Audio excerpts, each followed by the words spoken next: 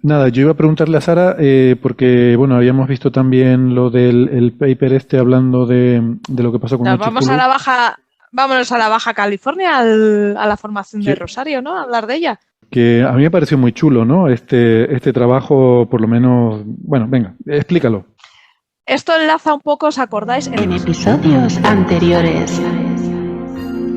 En episodios anteriores hablamos de un paper de la formación de Rosario en la Baja California, en la península, que es una formación en la que encontraron un poco los primeros restos tras el impacto de asteroide Chicxulub, que fue el que provocó el impacto que mató, bueno, que provocó una extinción enorme hace 66 millones de años. Mm.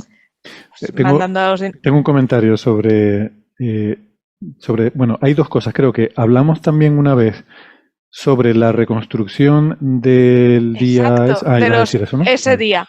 Es Pues justo, hablamos de ese día y de los peces muertos. ¿Os acordáis que aparecieron peces muertos? eso, pero en Dakota, o sea, Dakota del Norte, Sí, ¿no? Que en aquella época además estaba cerca del mar. Entonces el tsunami llegó exacto. allí. Pues eso en el episodio Pues 232, es lo que iba a decir. eso enlaza con los peces muertos de Dakota del Norte y con los primeros minutos de la formación de Rosario. Mm. Vale, pues Y creo que ahora, la pronunciación, la X, es como la J. Entonces creo que es como Chicxulub. Porque es como la Chicxulub. J como en México, Texas o esto, que es la X antigua, del español antiguo, que era una J. Pues ahora que veis que yo no me manejo con el nombre de Pedrolo, No, es que vamos a hablar de geología, cosas serias. Empecemos. En esta formación, pues unos investigadores, junto Santa Catarina, B.C. Neller y J.C. Márquez, han estado investigando las capas del yacimiento de Rosario porque tiene cosas bastante curiosas. Entonces, investigando estas capas se ve que se ha formado una especie de lasaña de sedimentos en los cuales tenemos eso, las capillas de sedimentos y que son una primera capa en la que se han encontrado una especie de bosque, vamos, restos de árboles que completamente calcinados y claro, todos alineados, además, en todos hay misma alineación, con restos de ramas, todo muy bien conservado. Ahora os explico un poquito más adelante por qué se ha conservado también, ¿vale? Y lo que es un Lagerstätte. Bueno, pues esta primera capa tiene, pues eso, los troncos completamente carbonizados. Y dices, espera, ¿qué ha pasado aquí? Investigan los troncos porque además están muy bien conservados, se ven los anillos de crecimiento de estos árboles, son casi todo coníferas, y los anillos, los vasos vasculares, se distingue todo muy bien. Y tienen la corteza, o sea, el interior está perfecto y la corteza calcinada. Aparte, no hay ningún daño en la estructura, que quiera decir que se calcinaron una vez muertos o que estuviera en un bosque en declive.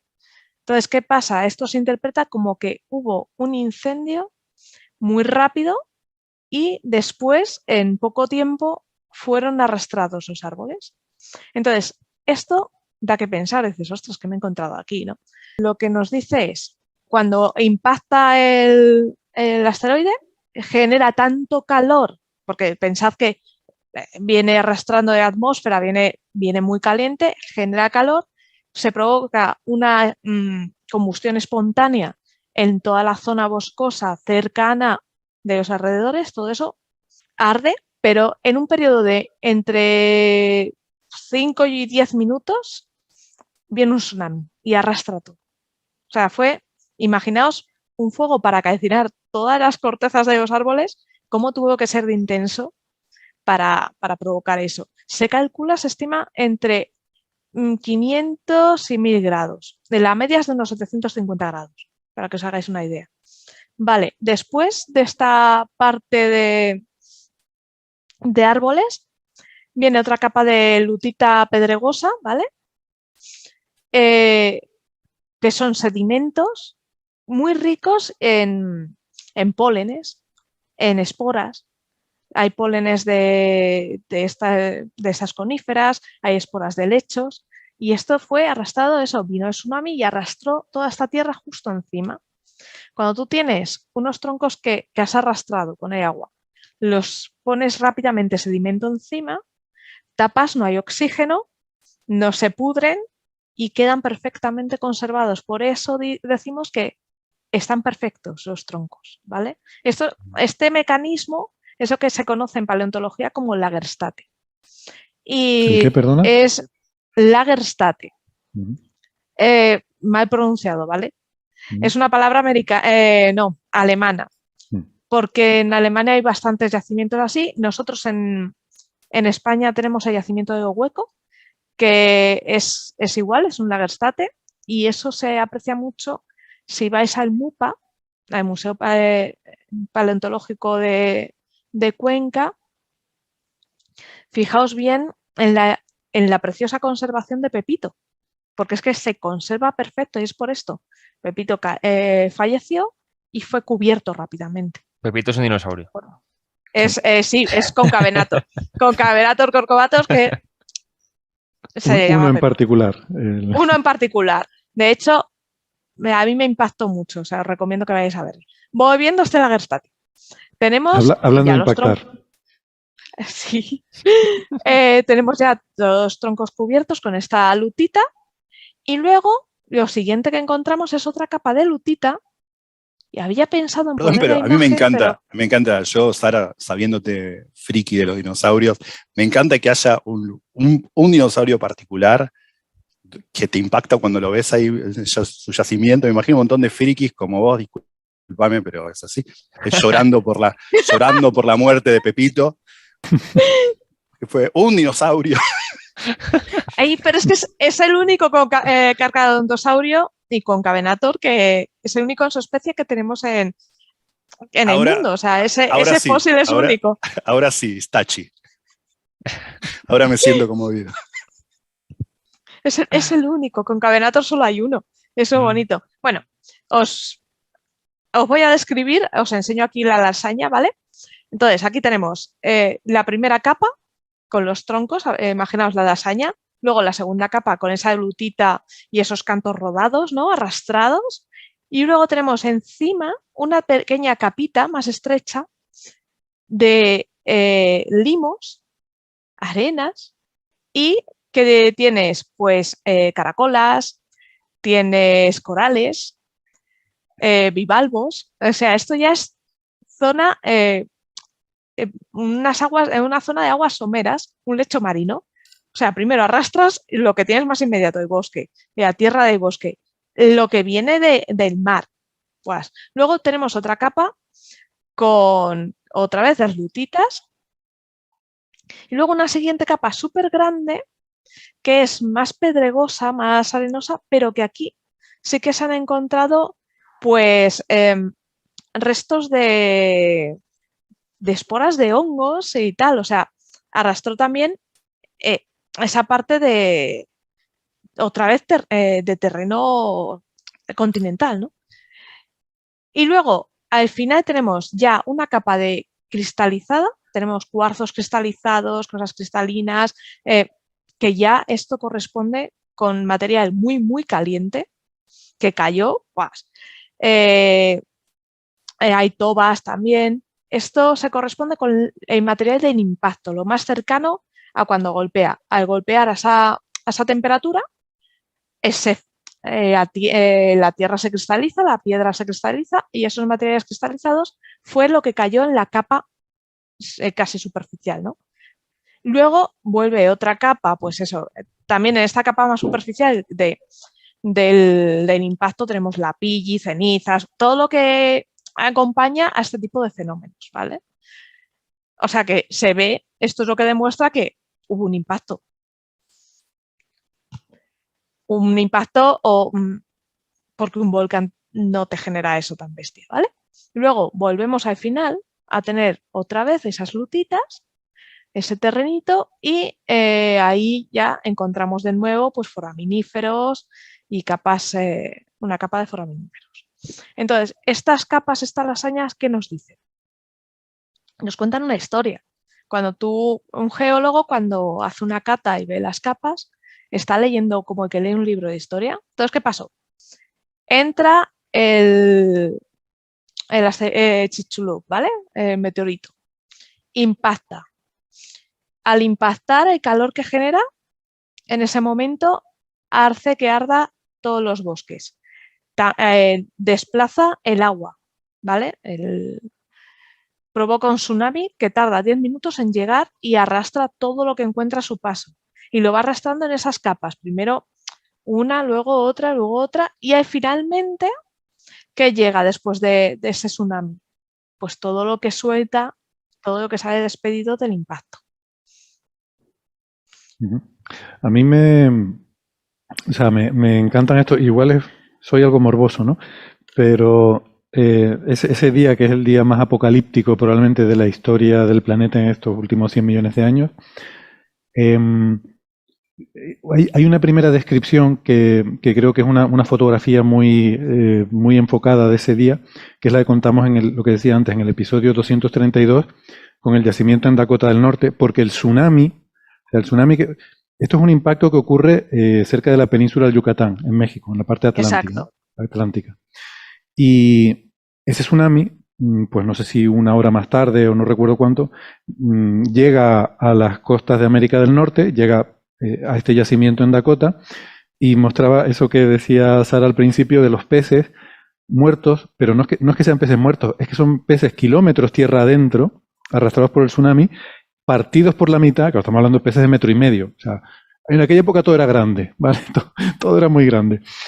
Peces de 1,5 metros partidos por la mitad por el impacto con árboles. O sea, es como la canción infantil aquella de por el monte corren las sardinas, pues un poco así, ¿no? Por el monte corrían las sardinas porque iban arrastradas por el tsunami y las partía por la mitad. Entonces, aquí en ese trabajo es otra fotografía, en otra parte, en este caso, más cerca, pero... Mucho más cerca. Pero al otro lado de México. O sea, esto es la costa pacífica, ¿vale? Que además estaba viendo, por cierto, que Lindsay Blue, que la mencioné antes, está diciendo que es de la zona, que vive en Baja California. ¿Vale? Baja California es la península que hay al oeste, en el lado pacífico de México. Y entonces, lo alucinante de esto es que estamos viendo el incendio. O sea, se sabe que hubo incendios por todo el planeta, ese impacto provocó incendios. Lo que estamos viendo aquí es que en ese lugar, al otro lado de México, teníamos esos incendios justo antes de que llegara el tsunami. Entonces, el tsunami te marca un tiempo, porque sabemos cuánto tiempo tarda en propagarse una onda por el mar, y eso te marca el tiempo que tarda en llegar el tsunami desde el lugar del impacto hasta esa costa Pacífico. Antes de ese tiempo ya se había esparcido el incendio por todo, o sea que lo que nos da a entender es que muy rápidamente, en cuestión de unos pocos minutos, toda una región del tamaño comparable a un continente estaba ardiendo y cayendo encima, ¿no? Todos estos sedimentos que contaba Sara y estas cenizas de un montón de cosas, y eso nos da una cronología, ¿no? Un reloj. Es que además de dar la cronología, te explica también muy bien la dinámica, ¿no? Porque todos los bivalvos, todos los corales, todo lo que ha aparecido allí en esta zona está entero. O sea, claro, nosotros pensamos que un tsunami es como una ola, ¿no? Pues no. Olvidad eso. Es un flujo de agua constante, una lámina. Una lámina muy grande, pero es una lámina de agua. Entonces, claro, fue arrastrando. Me parece que tenemos vídeos de tsunamis recientes y muy mediáticos y no se ve que no fuera una ola muy alta, que básicamente empieza a entrar agua y no para de entrar agua. Eso es, va entrando, arrastra mucho porque tiene una fuerza de arrastre, claro, imaginaos el impacto, pero no es una ola que rompería, partiría, no. Y eso se queda demostrado por los árboles que están enteros, los bivalvos que están... Es que los bivalvos están articulados. O sea, no estamos hablando de que se hayan ido las... No. Ah, ¿puedo decir concha? Ya no está Gastón. Pero hay gente en el chat. Están diciendo, por cierto, que dice el uso de la XJH en México es complicado y a veces arbitrario. Y dicen que esto lo pronuncian como Chicxulub. Chicxulub, sí. Yo tengo una pregunta con el paper como una SH decía, como Chicxulub. Sí. ¿No? Chicxulub. Yo con el paper no me lo podía leer. Tengo la duda de cómo saben que no daba la casualidad de que esa zona concreta estaba incendiada por otro tema. Eso lo explican al principio y es porque tuvo que ser en muy poquito, a forma de quemarse la corteza nada más, tuvo que ser muy rápido. Vale. Es que está quemado la No corteza. era un incendio normal. Está quemada la corteza y luego el tsunami. No, y por el tipo de quemadura que... se ve que no lleva tiempo dañando, porque una quemadura, tú imagínate, si hubiera estado en el tiempo ardiendo, claro, en las capas más internas tendrían daños también del calor. Vale.